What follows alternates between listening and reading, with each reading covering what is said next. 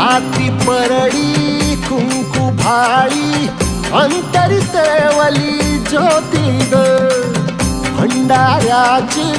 मुठ उधळली पाप जळली कोटी ग सेवेसाठी आलो दुरुनी तूच जीवाचा जीव स्वामिनी होऊ दे मंगल आई ग हाती परडी कुंकू भाळी अंतरी तेवली ज्योती ग भंडाऱ्याची मुठ उधळली पाप जळली कोटी ग